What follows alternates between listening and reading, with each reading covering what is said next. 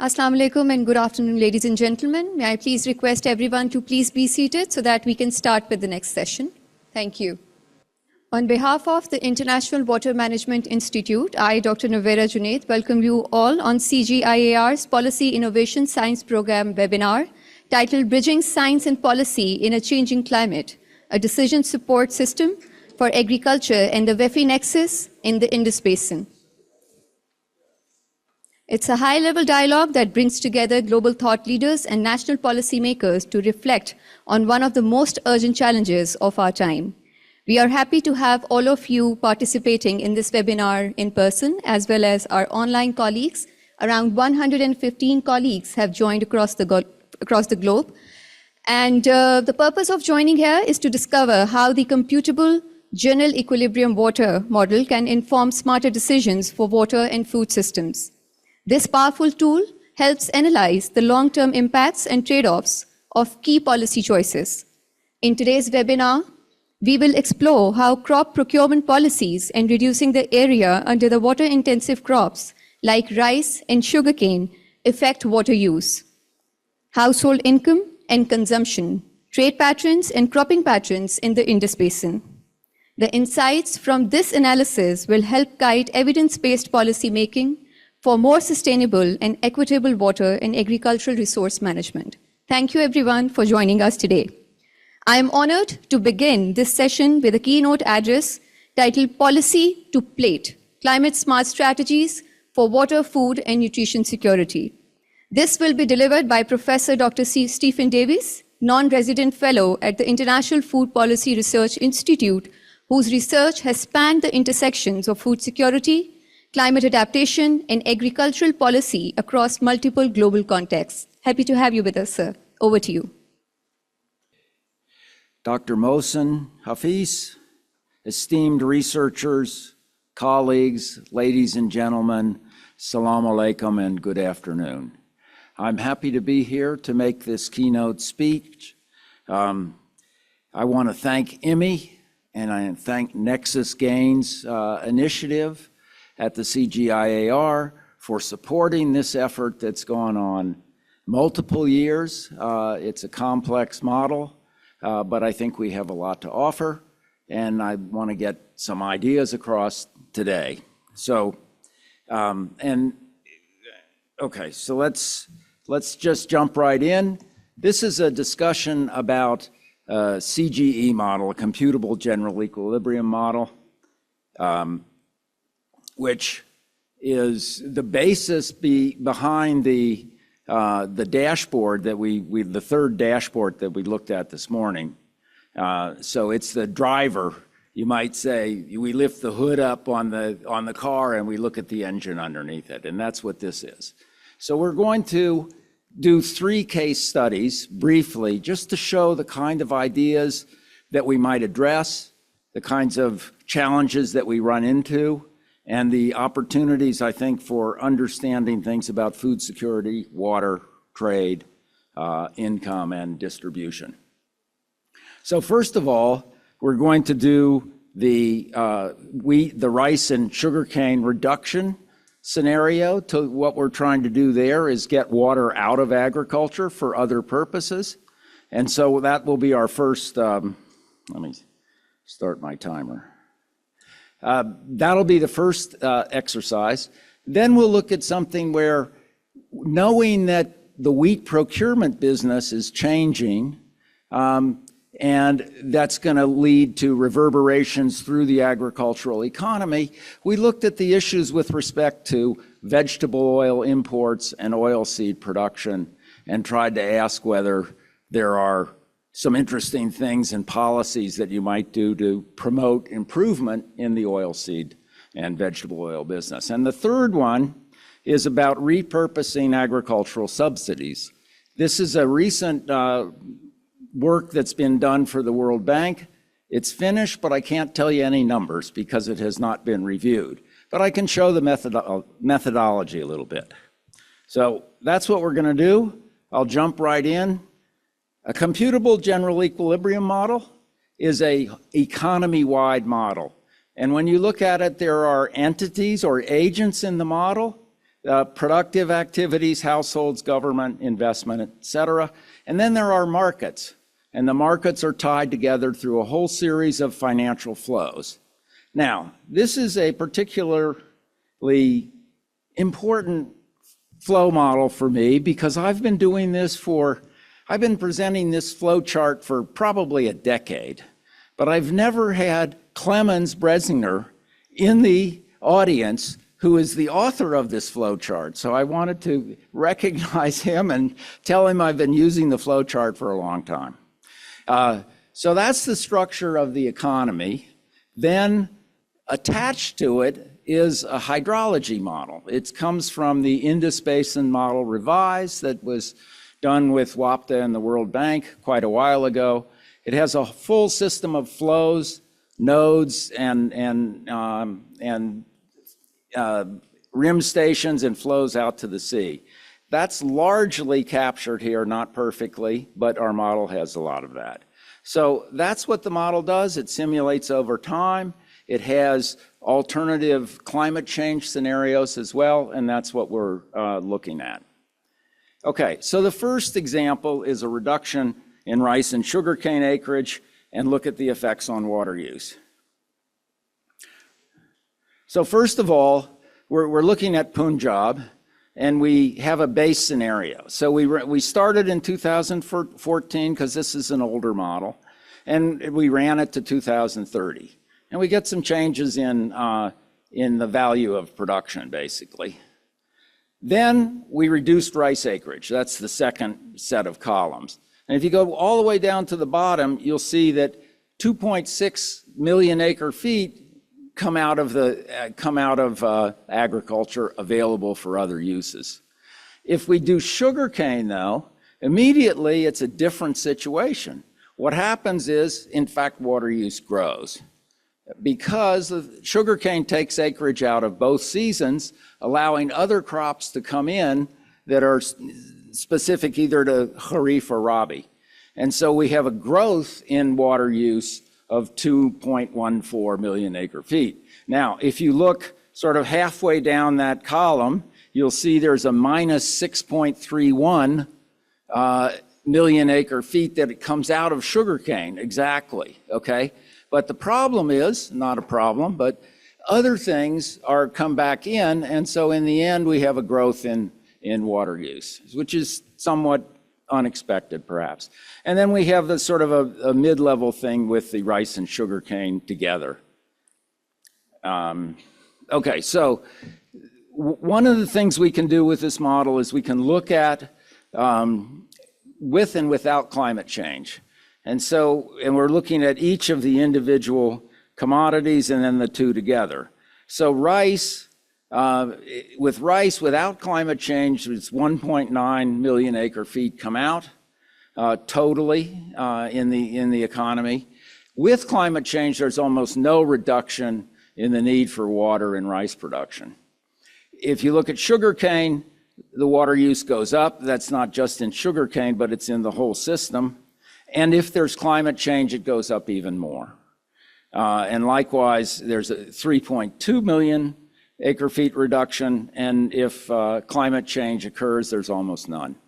So the climate change forcing the retention of water in agriculture is going to be a major challenge if we need to extract water from agriculture for other uses.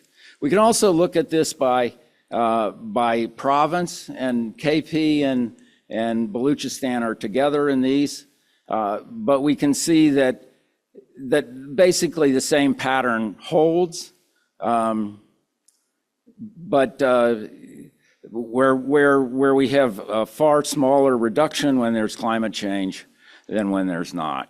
And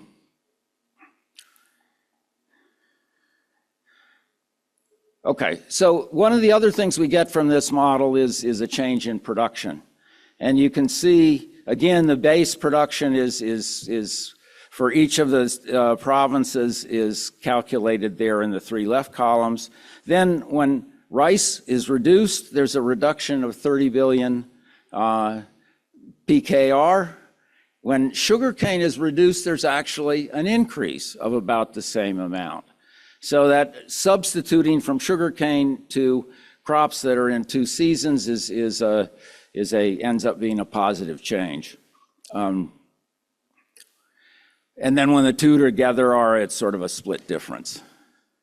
So one of the other things we can do with this is we can evaluate a lot of policies with respect to how this work is done, or how we get water out of agriculture. So we start at the left with the combined sugarcane and rice results. Altogether, nationally, that's 70 million acre feet. That's the end of that policy. If we taxed rice, sugarcane, and cotton all equally, we would get a further reduction of 1.2 million acre feet. Alternatively, we could go to fertilizer and we could tax fertilizer instead and that also would give a minus 700,000 acre feet reduction relative to the original combined result.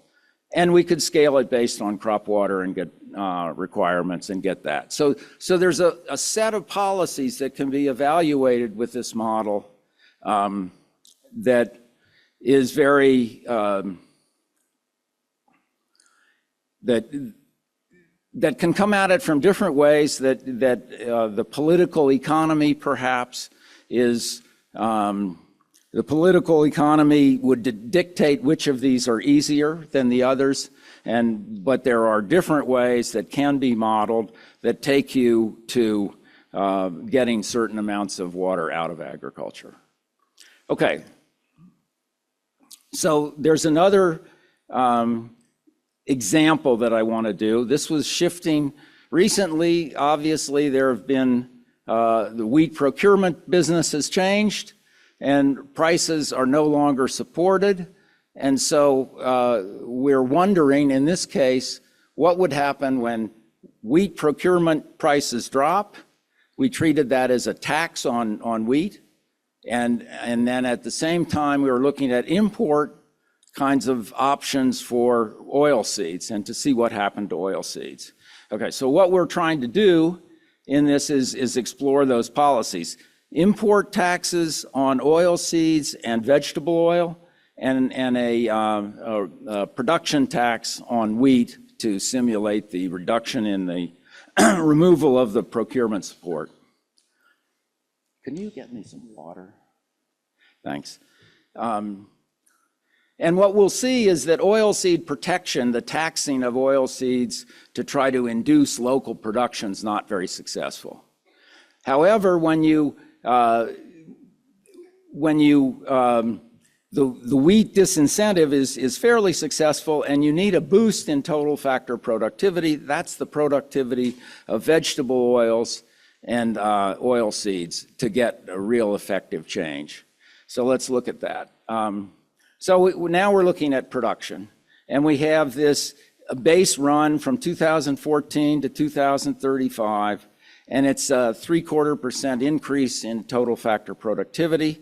We have various scenarios that tax vegetable oil, that tax oil seeds, and then tax vegetable oil and oil seeds together, and then throw in wheat at the very last set on the right. And not too much happens in most of these. If I look at just the oil seed one for a minute, you can see that if I tax oil seeds, which is about 40% imported, if I tax that, I get a slight increase in production.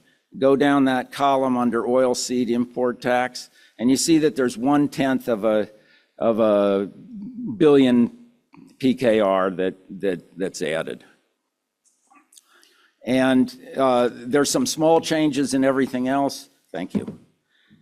We don't have all the economy as we did in the first table at the very beginning. So we can't tell exactly all the permutations, but everything improves somewhat when there's an import tax. But these are small numbers compared to the 235 level. And that's generally the case, with the exception of when you bring in wheat on the right-hand side, when you bring in the wheat tax to deal with the reduction of the procurement price. In that case, wheat activity drops by 141 billion rupees, and it also drags down vegetable oil and maize. Oil seeds go up a little bit, and then other crops respond in relatively large amounts. So this is a complex set of policies all brought together in one simulation, and you can see that you get a bunch of reactions that are maybe not always intuitive, but this does tell you what those kinds of combinations can bring about.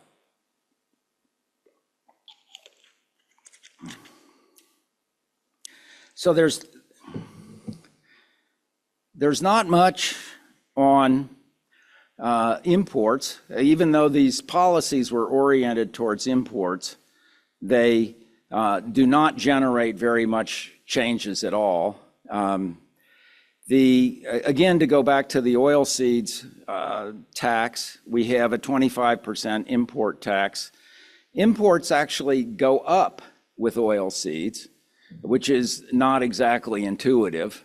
And we can trace all this out, but the idea would be that the internal price rises, and so that there's a rise in the internal price, and there's a shift throughout the economy that ends up requiring that a small amount of oil seeds come in as a net effect.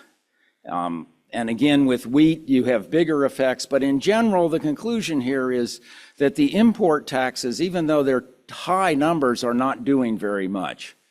And so when we come to the end of this story, which is that the impact on production is basically now, if we add a higher total factor productivity, that is vegetable oil and oil seeds productivity rises to 2% per year growth rather than 0.75%, we get a big reaction. And you can see that if in the very right-hand column, that by 2035, wheat has gone down by 433 billion rupees. Vegetable oil and oil seeds under this case have expanded a lot. Okay, so that those are that productivity difference has moved the whole economy around in favor of kind of getting much more oil seed and vegetable oil activity than without it. And so that's kind of the key thing here, is that you could do certain amounts with import taxes, but they really weren't that effective. When you get productivity involved in it as well, all of a sudden you can get very different reactions. And in this case, we focused the productivity on vegetable oil and oil seeds, and they benefited dramatically. Okay, so key takeaways on that one. There appears to be a limited response to production policies, stronger impact with wheat taxation, and protection alone appears to be insufficient. Productivity is the game changer. So a strong productivity effort by public sector and private sector can be the thing that really creates change. The last piece here is repurposing agricultural subsidies. And I don't want to talk about the details of this because this paper has not been approved and it's not been released, but I can tell you what we did.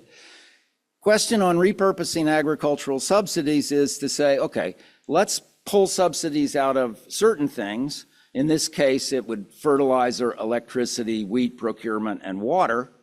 And let's move them into R&D and extension activities and try to encourage greater productivity and better outcomes. So that's the idea.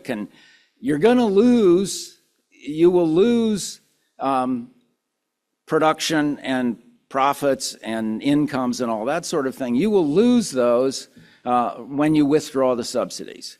Okay? If we withdraw the subsidies, we move them into R&D, we're hypothesizing that R&D will raise total factor productivity by 0.5% per year.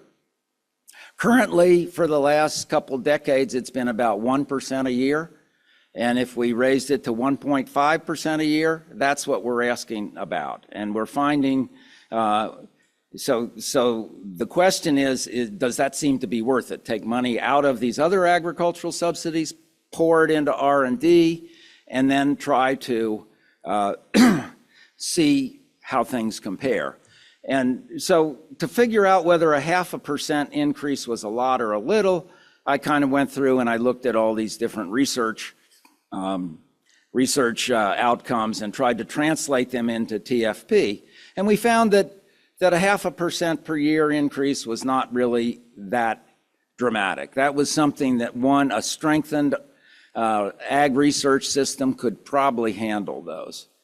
And so I looked at improved seed, better irrigation practices, fertilizing gains, and things like that, and found that a TFP of a 0.5% increase from those improved activities is certainly doable.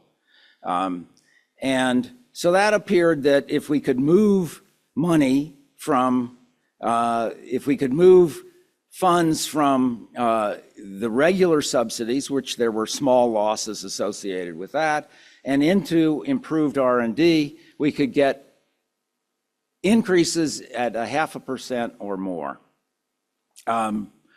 So when we got that done, without talking about the actual numbers, if you thought about 7 billion rupees per year is what ag extension and research spends in the public in Punjab Agriculture Department, if you could double that, you could easily get that 0.5% more.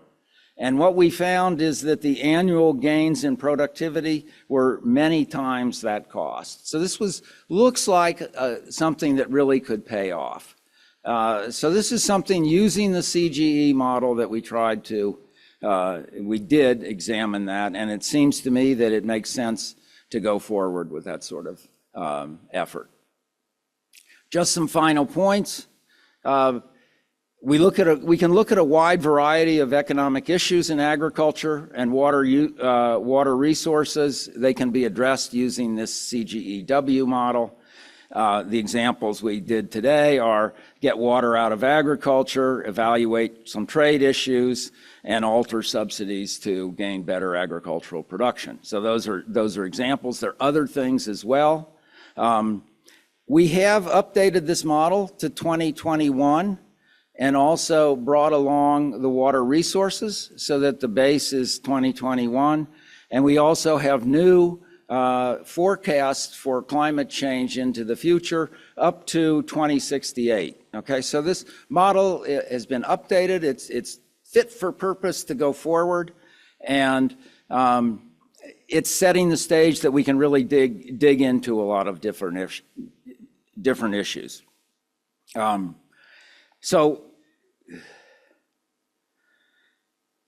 So what I want to end with the fact that right now we're very interested in developing collaborations and community of practice that extends this model and allows joint participation of local researchers. And we want to use it to address a wide variety of challenges, which we can only do with local researchers participating. So the next step is to do some good work, we hope, and engage local researchers so that we can carry this forward and be more impactful. With that, I would say thank you. And introducing the Hydroeconomic Decision Support System. This CGE-W model-based dashboard is primarily used to analyze the economic impacts of water policies and scenarios. It evaluates the role of water in economic systems, helping policymakers assess trade-offs, optimize resource allocation, and understand how changes in water availability or management affect sectors like agriculture, industry, and households. Effortlessly navigate through clearly structured modules. Land allocation. I guess I'm done. Land allocation involves strategically distributing available land resources among uses like agriculture, forestry, urban development, and conservation. Within the CGE-W model, land use is optimized across different agricultural crops to maximize economic returns. This process factors in critical constraints such as water availability, crop suitability, and policy interventions like taxes and subsidies. Water allocation. Water allocation is about efficiently distributing water resources among competing demands, including agricultural irrigation, industrial production, domestic usage, and environmental needs. The CGE-W model guides the allocation strategies by considering crop-specific water requirements, regional water availability, and effective pricing mechanisms, ensuring optimal use of this vital resource. Resource efficiency policies. Resource efficiency policies target maximizing economic output per unit of resources, like land, water, labor, and energy. These policies promote advanced technologies and sustainable practices, such as improved irrigation methods, reduced fertilizer runoff, and conservation agriculture, to enhance resource productivity and environmental sustainability. Crop-specific strategies. Crop-specific strategies include targeted policies and interventions crafted to influence production and allocation decisions for individual crops. Recognizing each crop's unique economic, environmental, and resource characteristics, the CGE-W model assesses interventions like subsidies, taxes, and technological advancements to optimize crop yields and resource usage effectively. Macro policies. Macro policies consist of broad economic strategies aimed at achieving national objectives, like economic growth, balanced trade, employment stability, and fiscal health. In the CGE-W model, these policies help evaluate how pricing mechanisms and trade regulations impact the entire economic system, guiding policymakers toward balanced, sustainable development. Hydro-Economic Decision Support System Model.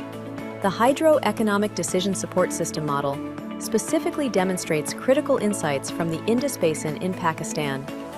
By integrating hydrological data with economic modeling, this study evaluates water allocation strategies, agricultural productivity, and economic trade-offs under diverse scenarios. Key outcomes include the effects of different water management policies on crop yields, water efficiency, income distribution, and trade dynamics, providing policymakers with actionable strategies for sustainable economic growth.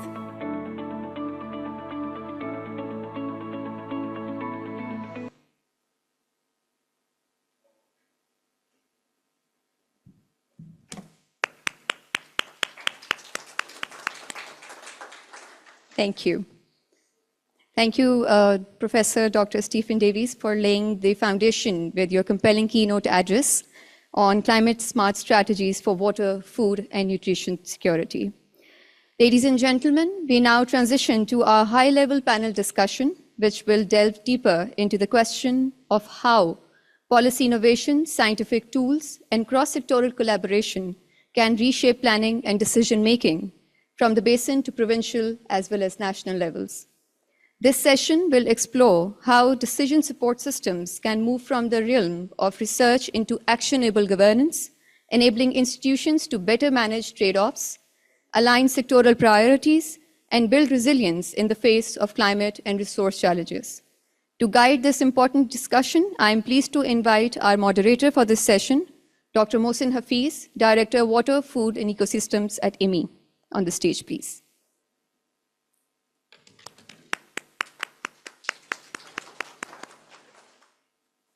Joining him are our distinguished panelists, along with Dr. Stephen Davies, non-resident fellow at IFPRI, to please support the discussion session. Sir, can we have you on the stage, please?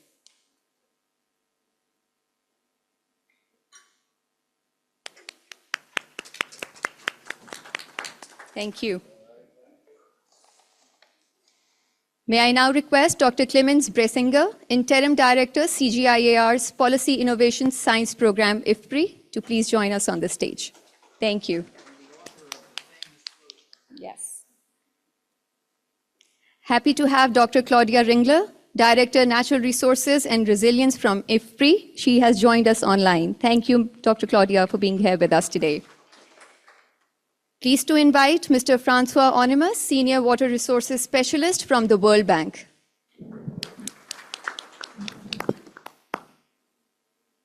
And last but certainly not the least, Dr. Muhammad Tahir Ali, economist with IWMI Pakistan.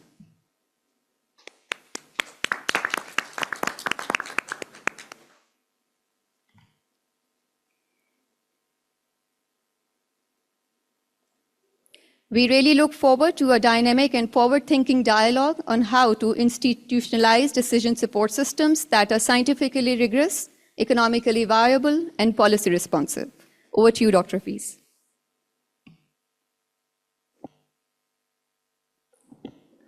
Thank you very much, Dr. Numaira. Let me first start with that one that today the webinar which we are doing that's the first webinar of CGIER Policy Innovation Science Program. That's where we are having a meeting today, and we had a long day workshop, which was the official launch of the Policy Innovation Science Program and many of the other products.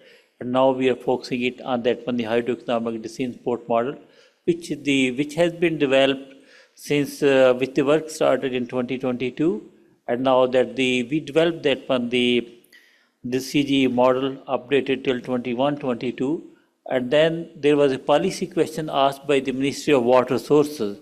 They said, what will be the impact of that one if you reduce the 15% of sugarcane and then the wheat? How much water will be available and how much water could be taken out from agriculture? Considering that perspective, we did a modeling and we presented a year ago to the Ministry of Water Resources and Planning Commission. And then they asked, this is very good, but this is too complex. Can you develop a simplified decision support tool or dashboard where we could look into that one? What will be the impact of 5% area is changing it, or the 10% of rice area is reduced or sugarcane, so that we could do certain simulation as a policy decision, then we could make it as a part of decision, because it's a lot of political will is required for these things to be implemented.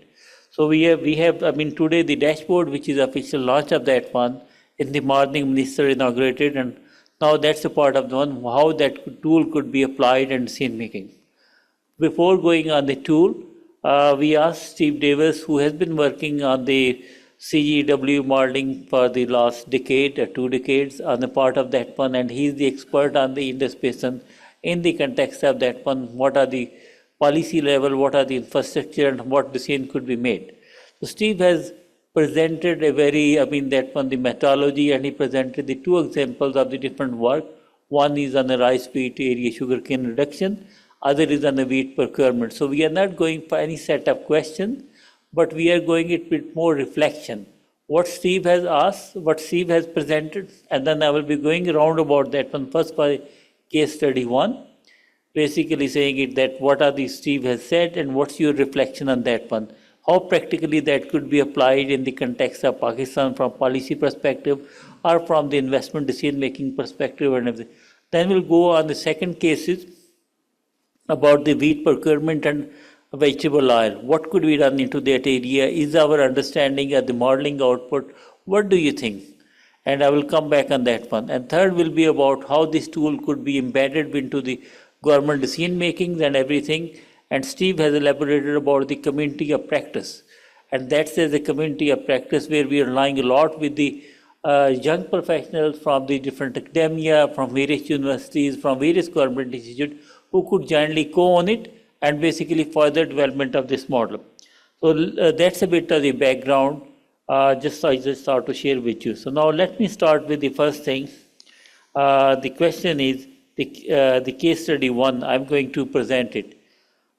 Steve, you presented the case study on reducing the rice and sugarcane acreage and its implication for agriculture production, water use, household income, and consumption. The findings of the study suggest that approximately 3 million acre-foot of water could be released from agriculture and redirected towards higher value crop. Even in the morning, Dr. Mark Smith, IWMI's Director General, elaborated in one of the key findings of the Global Commission on Economics of Water is water need to be taken out from agriculture. And when we presented this one, the Secretary Ministry of Water Sources also elaborated that one, yes, it's possible, but it cannot be done overnight. It needs a certain slow and gradual step. That's what the context where the government is realizing that this need to happen, and how to do that one, that's a lengthy process, but there is willingness which was not there 2 years ago. Now I'm just starting with that, the mindset on that one. Claudia, you have been involved in Pakistan for more than a decade and longer period of time. So my question is, how can policymakers effectively balance water allocation with ensuring food security when modifying crop incentives or acreage, especially for the strategic staples crops? Over to you, Claudia. Any reflection from Steve's presentation and how that could be adopted?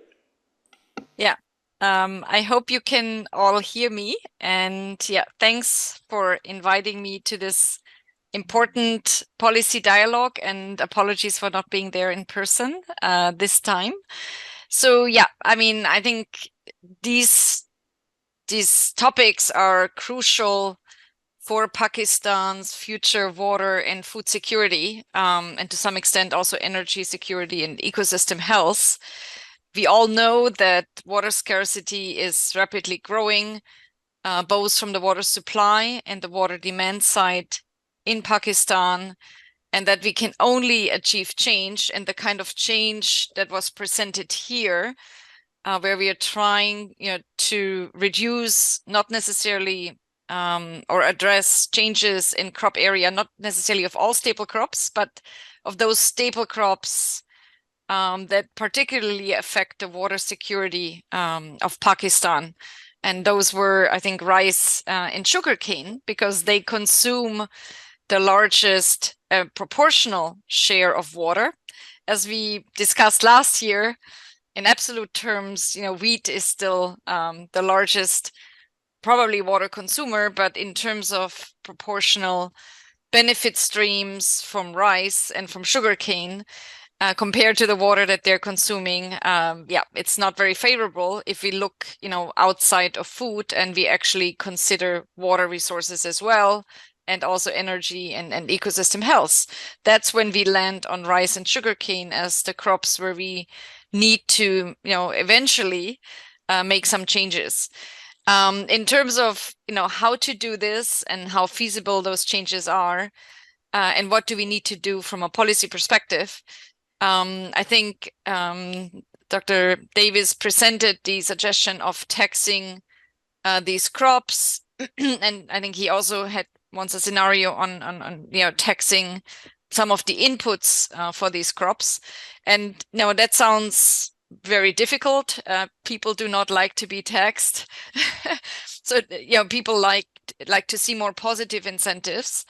And so one additional policy or measure that could be considered is to pay anyone who's still growing these crops, or who wants to continue to grow these crops, to provide them some incentives to use less water. This, of course, requires sufficiently good measurement systems in the Indus Basin irrigation system, and it requires also improved potential interventions, or at least monitoring of groundwater systems. So all of those systems have improved quite a bit over the last 5 years or so, in part because of very strong efforts, by the Ministry of Water Resources, by the provincial Punjab Irrigation Department, Pakistan Water Research Council, Council on Water Resources, International Water Management Institute, and so forth. So I think we now have much better measures to try to actually provide positive incentives for farmers who continue to irrigate or want to irrigate rice and sugarcane, to provide them some incentives, and actually provide them to all farmers, that if they can show that they have reduced irrigation water consumption compared to previous period, obviously considering precipitation and other factors that can have affected that, to actually provide them a positive incentive, provide them some resources if they effectively reduce water consumption. So how can then that be done? That obviously requires investment in agriculture R&D to help them with better seeds and to help them with better management practices. There are still a lot of gaps in that area, also to provide better institutions such as water user associations that have been shown in the past, and water user groups, and all kinds of ways to implement or re-implement them that have been shown in the past to increase agricultural productivity in the Indus Basin irrigation system. So I think that is probably the preferred or the most feasible measure to implement the first type level, the scenarios that Dr. Davis has presented. And the other point I want to make, and I'm sorry I'm already speaking too long, is that all of this can only happen if we have very strong collaboration between the Ministry of Water Resources and the ministries associated with, and provincial departments associated with agricultural production and also agricultural research. So they really have to come together and have to want the exact same goals, which is joint achievement of water and food security. And again, having representatives of all of these government bodies, I think at this kind of conference, is a part of a multi-sector partnership and multi-sector platform. And this dashboard, I think that was also presented, again, can help, to foster the dialogue and really come to some joint measures that support farmers while also improving water and food security. Thank you. Thank you very much, Claudia. Sharing your insight, how that could be practically applied, and I will come back to you on that one. And Steve will come back on later on your reflection. Any of the panelists have raised it. Now let me go to Clemens. Clemens, you have been working over extended period of time in Egypt and now in Kenya. If we compare that one, the Egypt, the agriculture sector productivity is much higher than the Pakistan based on the climatic conditions are same. There is less water available there in terms of the rainfall, but the productivity is much higher. Okay. So in the context of Pakistan, so again, my question is again the same: how can policymakers effectively balance water reallocation with ensuring food security when modifying crop incentive or acreage, especially for strategic staples? So based on your global experience, what are the reflections, how that could be applied in the context of Pakistan? Is there a lesson learned which we can adopt it here? Okay, thank you, Mohsin. First of all, let me also repeat, I'm very happy to be here in Pakistan for this first seminar for the Policy Innovation Science Program. And thanks for this question. So I think evidence plays a huge role, policy plays a huge role, and we have talked this morning about how to bridge the science policy gap.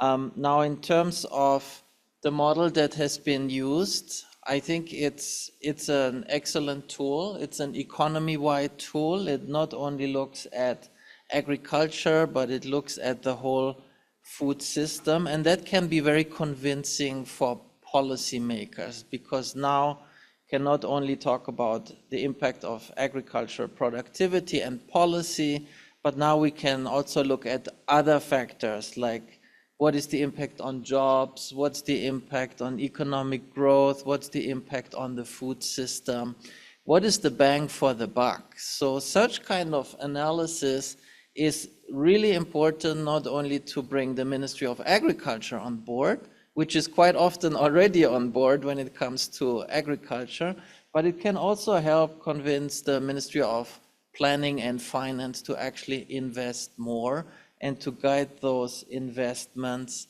into areas where the productivity can grow the most. So I would like to commend the use of this tool and also the idea of a community of practice, but I guess we'll get to that a little bit later in the program, because one important point here is that people understand what those results mean, how to interpret them. Also, policymakers like to be involved from the very beginning, which I think was the case here, right? The question was asked, okay, can you help me figuring out what is the impact of that 15%? And then in the ideal world, we have a community of practice, we have local researchers involved in developing the model, in producing the results. All that will, I think, increase the probability of uptake for the benefit of increasing production productivity and for the farmers as well. Thank you very much, Clemens, for providing that one, the insight on that one, and how that tool could be practically used. There are the more than 50 or 60 online participants. We'll be coming back in 2-3 minutes later on with you, and then there will be opportunity for you to have a bit more interactive discussion. But let me go first round of the panelists who are sitting here. Over to you, François Onimus, the same question. But from an investment point of view, you have the World Bank has been investing a lot on improving the agricultural productivity in Pakistan, or almost all part of Pakistan. How this kind of tools are able to help it on that one, balancing the water reallocation with ensuring food securities, as well as on that one, the crop incentive and all that sort of thing, which we are regularly discussing. Pakistan need to do these things. How do you think that one? What are your reflections on that one, the study and the findings? Yeah, so first, thank you for inviting me to this workshop. And in this session, we are discussing this CGE-W tool. But over the day, we have been actually reviewing a number of tools. And I'm very impressed by all the work that's been delivered by CGIAR overall and IMI in particular in Pakistan. So I think, one really first challenge for all of us is to really put these tools to use. I feel that all these tools can be very useful, but we really need to think together how to move to the next step, which is actually using them for informing decision making. And we are mentioning community of practice around this. So I think there is community of practice of developers of the tools, to keep improving them, but also community of practice of users. And I think that you need to also impulse that, trying to start generating a small nucleus of pilot users outside of the research world on the irrigation department side and so on, right? And so that's, I think, one message. It's really good to have all these tools, but really need to put them to use. On this particular tool, the CGE-W, I was very happy to learn that we are using it, World Bank. That was the last example. So these are my agriculture colleagues managing this. But no, tonight when I come back to the office, I will ask them what are the numbers, because now I'm very curious. No, I can have insiders information. But yeah, this is very good to inform our policy dialogue, from our standpoint. So you mentioned we are investing money, but we also have a policy dialogue, on this question. So we are certainly also here to help and support this policy dialogue and keen to use these tools for that. One point I want to make is that I believe each province is quite different. So sometimes, we have general numbers for Pakistan, but really, if we want to have also attract the interest of the province, it's very important to go into each province's numbers and disaggregate the levels and the numbers, and may have different messages for different provinces. I want to also build on the Clemens' comments, that bang for the bucks, so Steve, you presented the results from acreage to water, right? But it's very important to also go to the next step, which is from water to acreage and water to rupees, right? And because maybe less sugarcane, but is it less money or more money, in the end? So I think that's really what will start attract the attention of the higher level policymakers. And on also the implementability of these recommendations and findings. So how to reduce acreage of sugarcane? That's the next big question. We are looking at water pricing, but actually, our conclusion is that water pricing is unlikely to really have an influence on crop choice by farmers. Like import tax, basically import taxes have very little influence. Also, it's 25% import tax, so it's quite surprising, but it's really productivity gains that have an influence. So I think that's very interesting, and that anyway, it's if you want to grow a country, you need to improve productivity, right? So that's also a lot of common sense, but that just shows that we really need to focus on this productivity thing.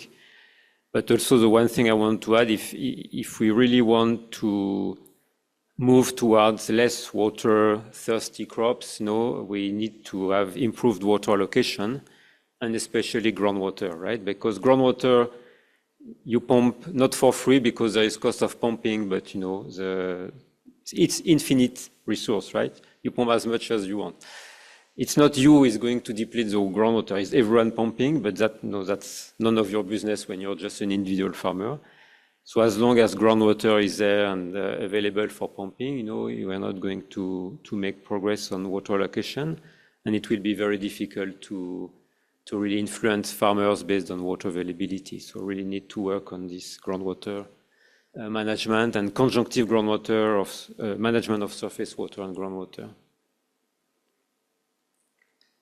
Thank you very much, Francois, that you highlighted a couple of points. One is about how this tool could be practically applicable at the provincial level and what sort of message the province need to get. And I will ask later on Steve to comment on that one. Now moving to the next one is Tahir. Tahir, there has been a lot of discussion going on how this tool could be used. So my question is, you have been involved in the development team along with Steve and Ikra and then the other people. So then you have done a lot of effort on community of practice, and the community of practice is that one where we are approaching to the universities, other to the development sectors, and third to the different government departments.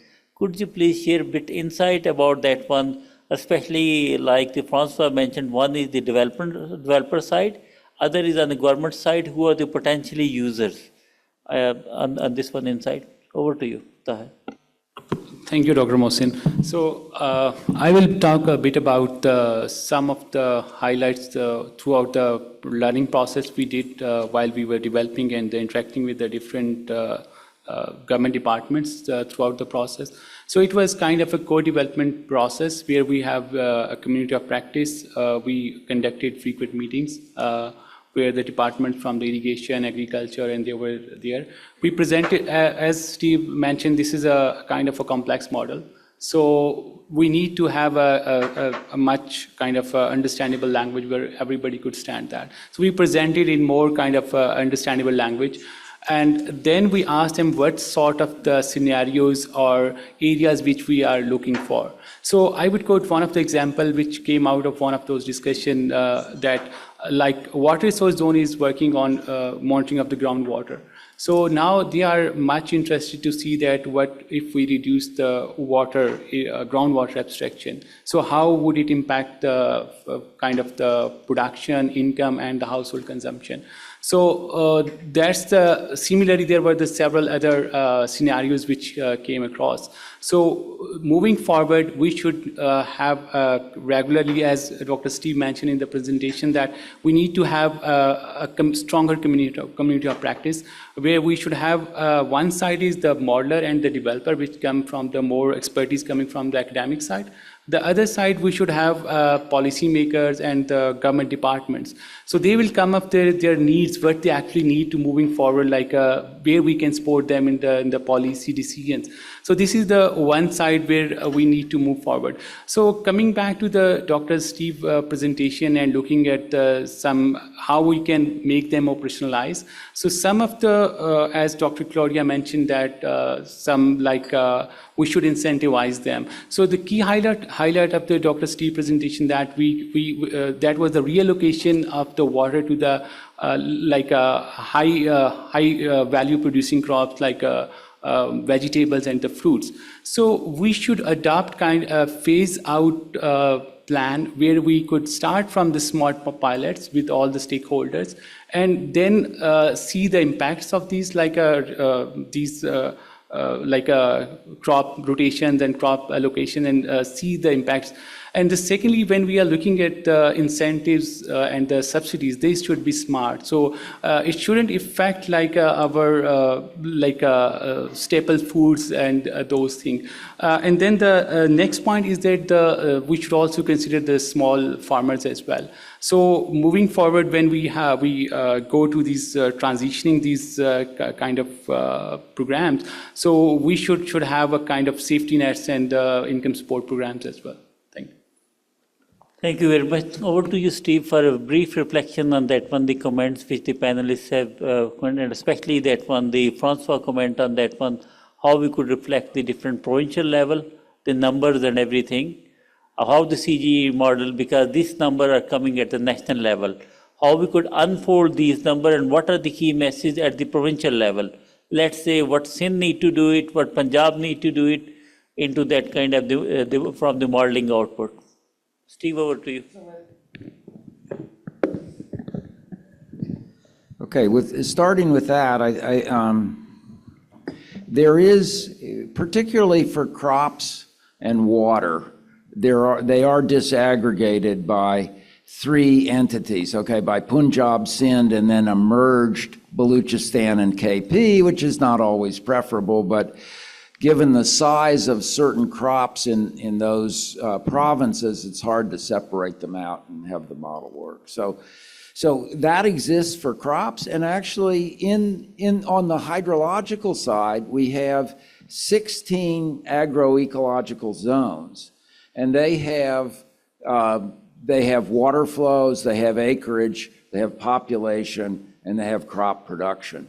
So, and one thing that we could add fairly rapidly is the distribution of tube wells. So we could begin to analyze those kinds of things. So potentially there is quite a bit of disaggregation that can go on in that, and we have not worked, that's in the model, we have not really worked at that level, so we'd have to test it and see, but I think the potential for really digging in on the details is pretty high, okay? I guess I'd make two general points, and then they kind of go into the partners that you have working together. I use taxes because it's an effective way to create an outcome. Not that it's really something that's politically feasible. You could do, sort of like they do in U.S. agricultural policy, agriculture programs where they restrict acreage. You could pay people to restrict acreage and therefore do the same thing that I was doing with taxes, get the acreage reduced. So we could do something like that, and this is along the lines of what Claudia was saying. The other thing that's in the model is crop water requirements. So we could, for rice, instead of taxing or subsidizing or doing some financial things, we could assume you could get alternate wetting and drying or system of rice intensification or something like that and reduce the crop water requirements substantially. That might save rice, and yet still be able to get water out of agriculture. So, and then, okay, so that's one point. I think while I say taxes, I don't always mean taxes. So it's just an effective way to look at the consequences. And then I would just make one other point that sort of crosses a bunch of these, which is that there's a lot in this model. And we have groundwater, we have all these agroecological systems, we have trade dimensions, different kinds of land, things like that. So there's a lot in the model. You need this partnership of community of practice just so everybody's starting at the same base, because otherwise it's the blind men and the elephants. Everybody's holding a different piece and they think they're seeing the way the model works. Well, there's a lot of other things behind it. So I think the community of practice That's a huge element of that, is just get whoever's going to use it, and that's, as Tahir was talking about, the users and the developers, and whoever's going to use it needs to really understand a fair amount about it, not the technical side, but what's in it. So those would be kind of reactions I've had. And thank you very much, Steve, for the reflection. Now, I have been told that there are the many people who have joined online, and then there are 3 online questions. Over to Stara. Stara, if you could tell, I mean, that which is a question, and the question is asked to for whom? Oh, thank you so much, Dr. Mohsen. So we have 3 questions regarding the model. So I think Dr. Steve would be answering those. So the first question is if Steve can comment on the validation that has been done for the decision support tool. Have any historical policy decisions and subsequent effects been reproduced with this model? I didn't get it very well. Can you just repeat it, mostly? Can you comment on the validation that has been done for the decision support tool? Yeah. It is, the nature of the way the model works is it validates to the base year. So there's a whole bunch of data on different dimensions, production, income, trade flows, that are all put in for that base year. And at this point, the base is 2021. If the model is functioning correctly, it reproduces, when you run it, it reproduces that base. And so that's what passes for validation. Going forward, of course, you're stepping through time. We haven't seen the future, so we don't know. So have any historical policy decisions have been produced with this model? Historical policy decision. I understand. I don't understand the answer. Well, I would say not so far. I mean, we've had dialogues that have moved down the road. I think move the thinking down the road. But in terms of using it for identifiable policy outcomes, I don't have one right in mind. Okay. Let me comment on this, the answer. Let me chip in here.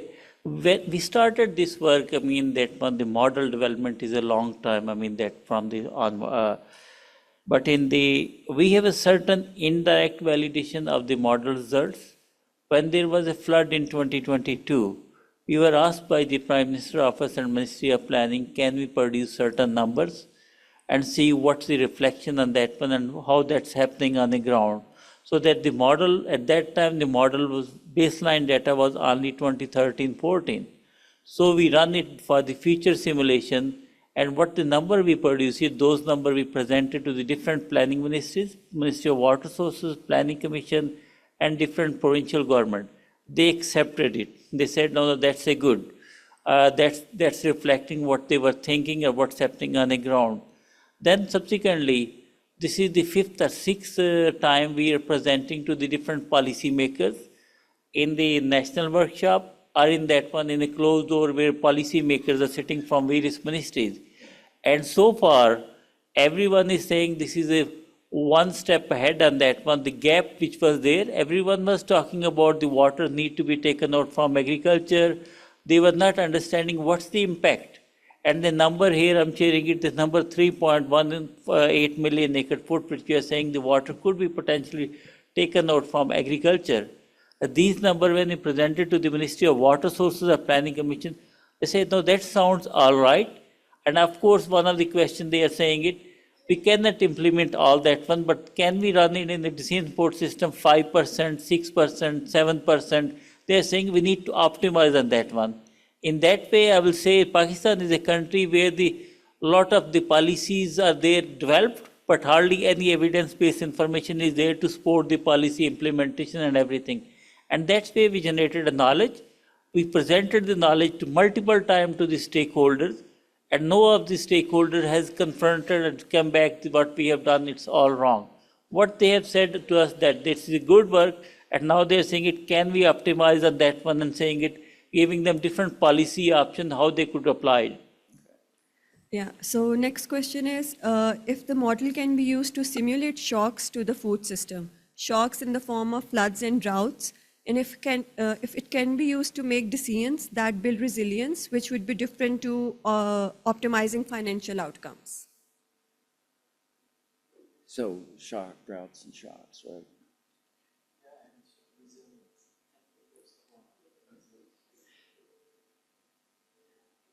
Yes, it can. I'm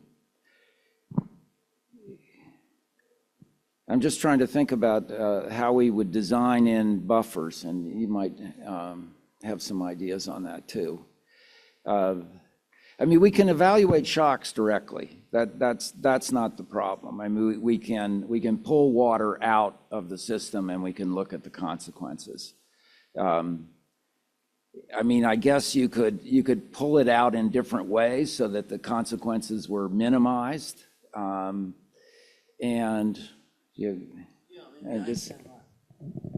Okay, I mean, in terms of resilience, the first question would be how are we measuring resilience, right? And there can be a lot of measures, but one measure of resilience is diversification. No, the more diverse your production system, for example, is, the more resilient you're likely to be.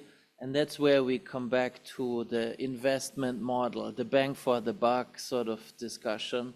I think that can be a valuable addition to this kind of model to evaluate, so to say, different sort of value chains and a mix of value chains and what gets us the highest return, including in terms of resilience, if we measure it in diversification.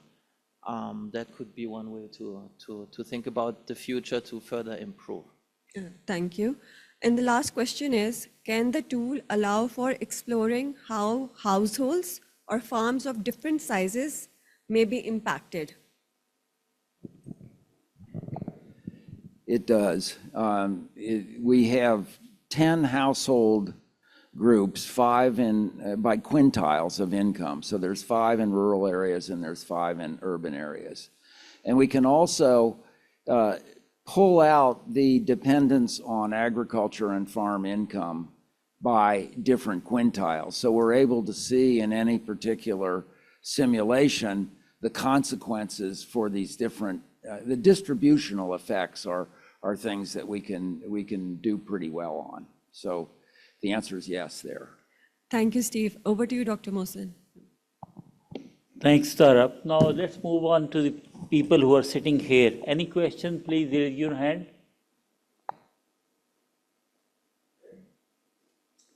Just Zen here. Thank you. My question is to Mr. Francois from World Bank. In Balochistan, different projects are going on for water interventions.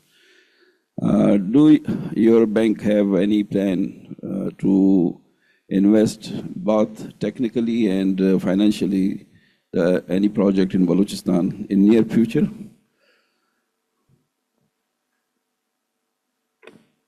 Well, we have recently approved the project, flood rehabilitation project, and we are in the process of approving a new one, IFRAP,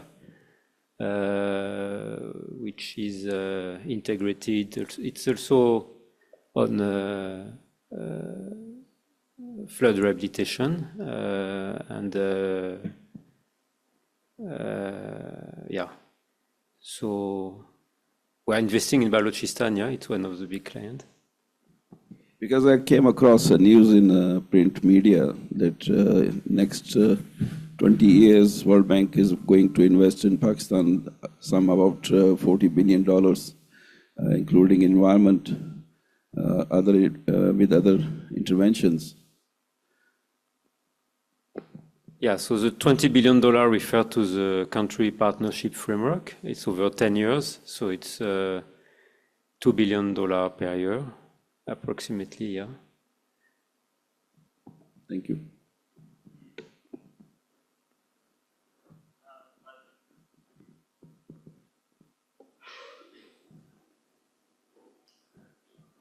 Yeah.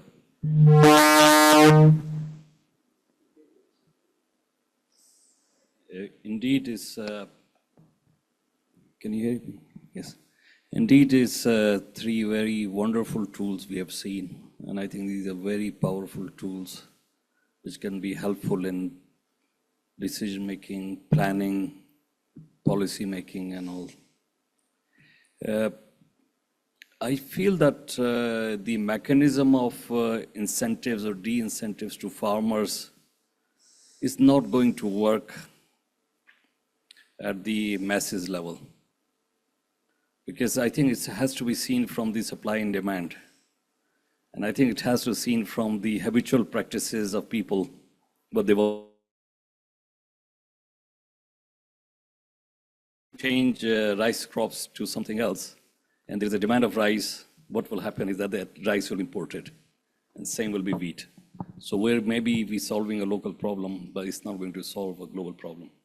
So I think if we see what happened in the last 30, 40 years in eating practices, even within in Pakistan, I think it's a change from mainly wheat eating to maybe a rice and wheat eaters. I think it's a lot of rice is used in food, which was not the case in the past. So it's a lot of eating practices which is changed. So I think it has to do with the quality of life, nutrition, and the practices of supply and demand. So I think it has to be solved at that purposes that people should be asking for that kind of crops rather than farmers are incentivized or de-incentivized. So that's, I think that's one thing. And my second proposition is for the utilization of this tool at much broader level. I think maybe similar workshops should be taken place at provincial level where people should be brought in their scenarios and they're given a scenario and they should develop some policy making on that basis, doing hands-on practices and come up with some policies which perhaps guided by IWMI and the other organizations that are involved. And I think that will get people get in their teeth into these tools much quicker in that way. So these are my 2 points on this. Thank you.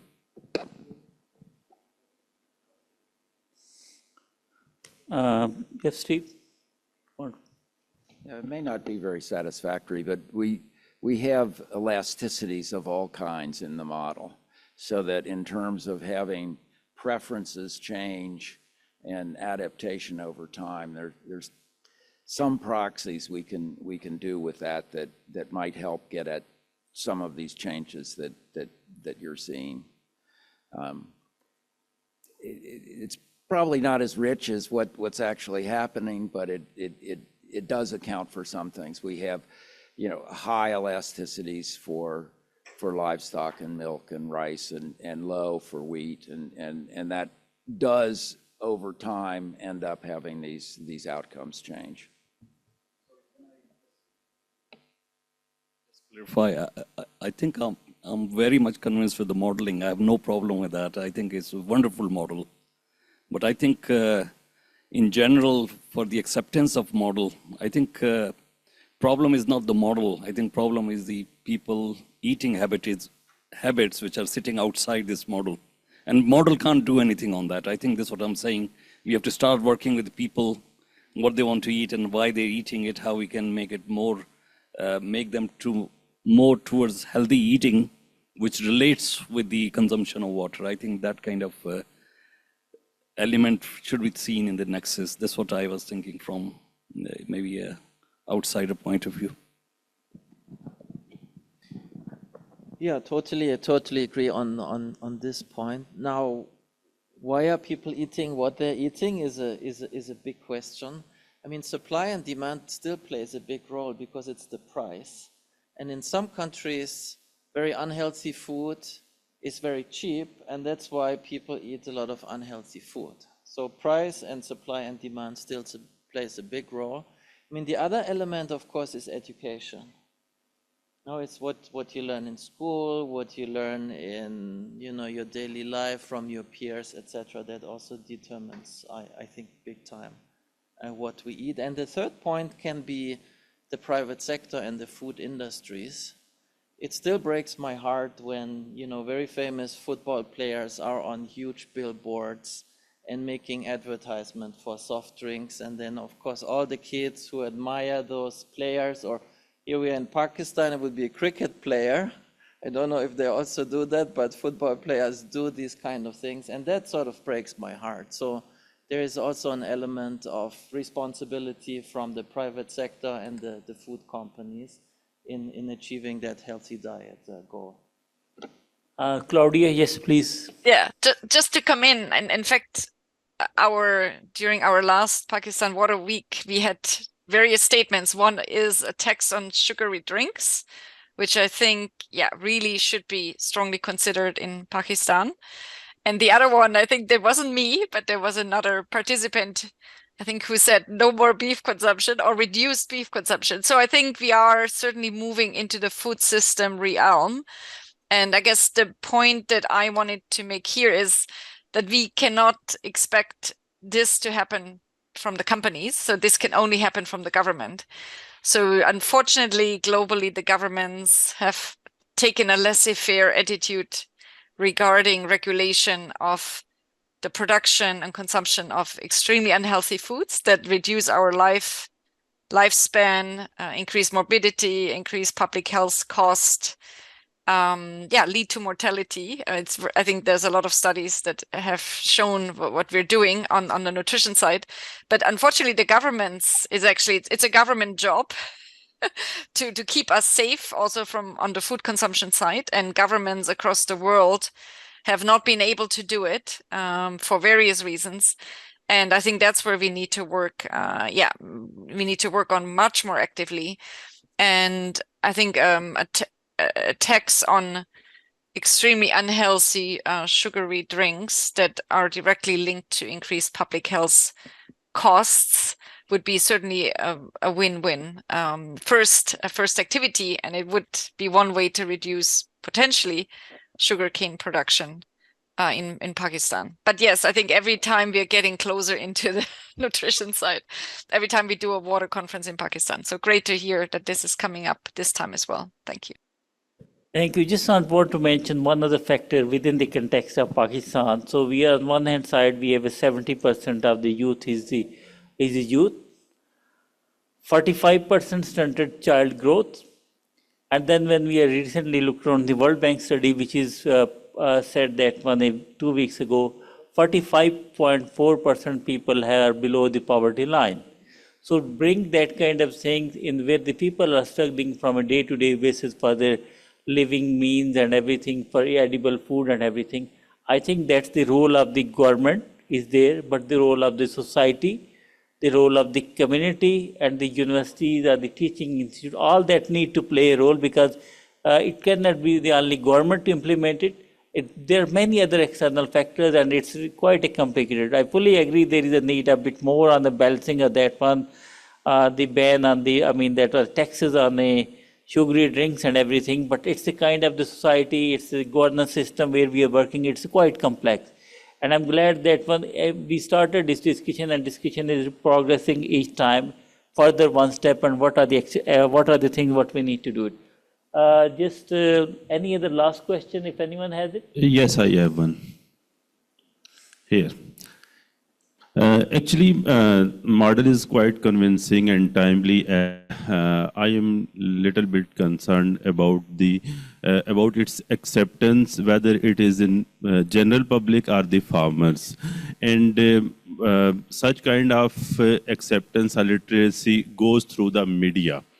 But in Pakistan, hardly there are the TV channels or newspaper where they have climate journalist or a climate specified beats. So how it would be possible, even in our country, journalists are not literate enough to make the audience or viewers understand about the climate science and this all water shortage crisis, so and so. How would you, do you really think are planning to make journalists understand, literate them, and through media, ultimately to the farmers and public? Thank you.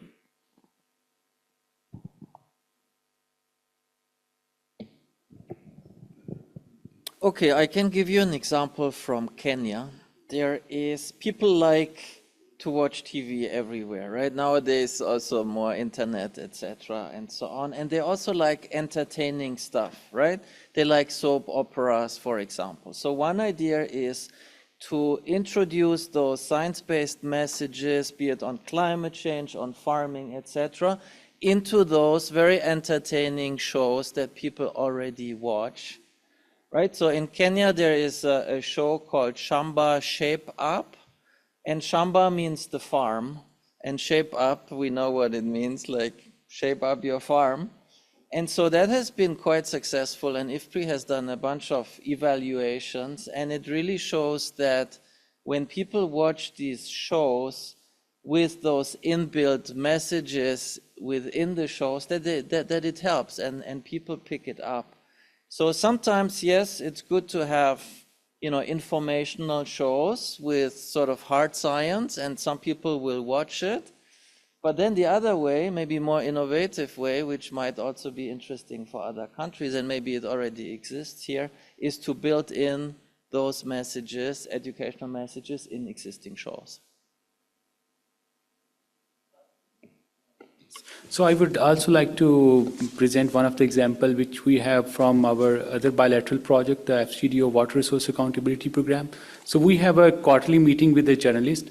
So where we bring all the journalists to basically showcase what we have done in that quarter and what are those technical intervention, and basically it's kind of education to the journalists because they are further reporting these issues to the general public. Thank you. Now, looking at the time, we have a 5 minute, and I will be asking that when each of the panelists, any final key message which you want to give it, starting with Steve, with you as a speaker, any final message which you want to give it to the audience, online and in room? Steve, just... Oh, sorry. Sorry. I think the partnership with users and developers is we just have to dig in on that and stay in communication, find ways that make it easy and entertaining to work on this and jointly. And I think that's really important. And as a developer, I have to remember to always try to scale it into a way that it is not just taxes, it's other things that go with it. So, and that's a learning process in working regularly with users. So that would be my final point.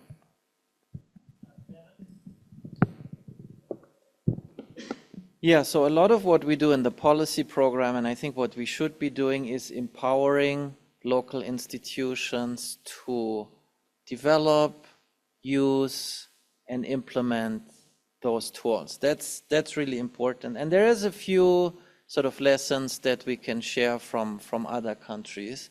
So the first one is start at university level, start teaching in economics and ag economics classes the very basics of economy-wide modeling, right? And that will build a foundation for all the students. Okay, some will go ahead and dig deeper, but even those that become policymaker or private sector or any kind of decision maker will remember from their university classes what it is all about. And if you understand a concept and a model, you will more likely trust it because it will become intuitive and will more likely to use it.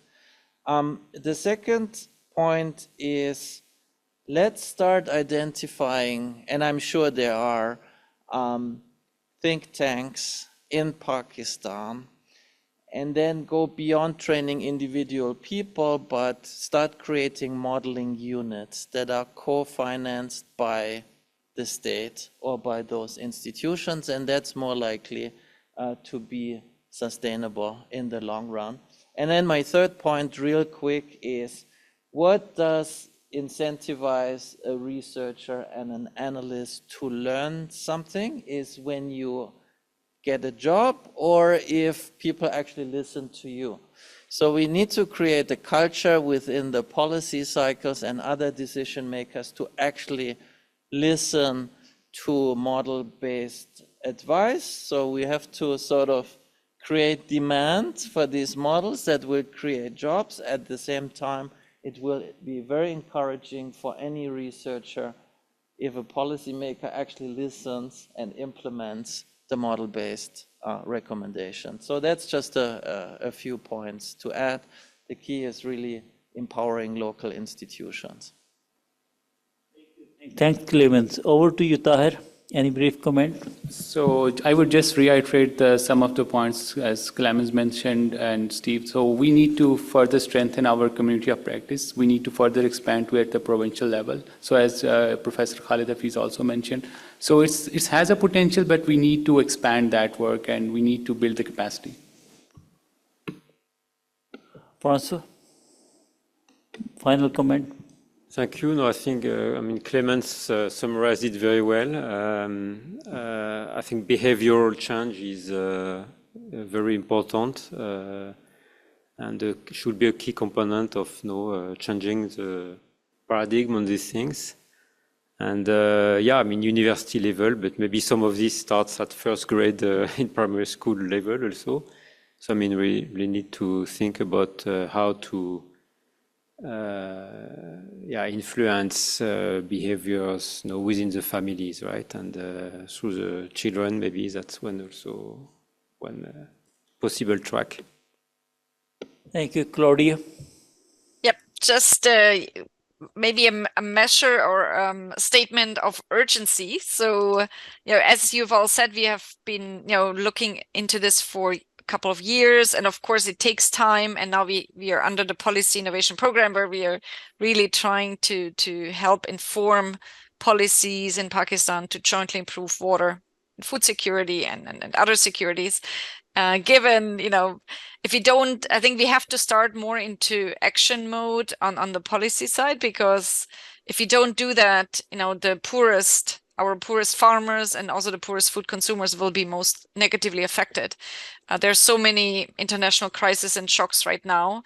And so we really need to do more with less, so to say, on financial resources and I guess really develop some smart policies that really help protect particularly food security of the poorest, while also improving water security for everyone. I know it's a tall order, but I think a lot of the things we have heard today lead into that direction, and we really need like a roadmap and an action plan moving forward. Thank you very much. Thanks, Claudia. Just for me, just summarize. I think all the point has been captured, but as a part of AOW4 lead, what we are thinking whatever the tools we have been developing how those tools could be embedded into the policy decision making, and we will welcome all the universities, provincial and everyone, how to further expand that one, the model, the community of practice, and where the modelers are working it, and the SME will be able to provide that kind of the modeling tools and everything. And the Scene Sport tool, which we have launched today, that's a first starting point. How that could be tweaked around and further build and enhance as a part of that one. And lastly, that Pakistan, with the passage of every day, we are having a more severe the water and then the food security crisis, because the population is rapidly changing, going up, and as well as the climate change is an external factor which is not our control. With this one, I will be saying thankful to everyone who have joined online, and then all the people who have been here. This was the first the CGIER Policy Innovation Science Program webinar. We used to have it under the Nexus Gain initiative. We started this monthly webinars in 2022, which was going from one country to the other country, and it was a global perspective. And that lasted till 2024. And under the CGIER Policy Gain initiative, then the webinar series, Claudia and we are committed that how we could again initiate the monthly basis. There are many multiple things, what's happening in various countries and how to learn it from one country to the other country. We'll start building that kind of the monthly webinars, from starting from next month. Another thing is we will not stop the discussion here. We'll be producing also that one, the recording of this one will be available on the YouTube, and we'll be also producing a policy blog and sharing with you people who have registered, and the people who have attended in person or online will be sharing the finding with you. Thank you so much. and for the people who are here for a longer period of days, started it from the morning around 9 o'clock. We are so much thankful from IWMI side, and then for the spending a very productive day with us and staying till 5:30. Thankful to you, and have a nice evening. Thank you. And lastly, to the panelists, thank you very much for the valuable contribution, Steve Davis, for your excellent the talk. Thank you.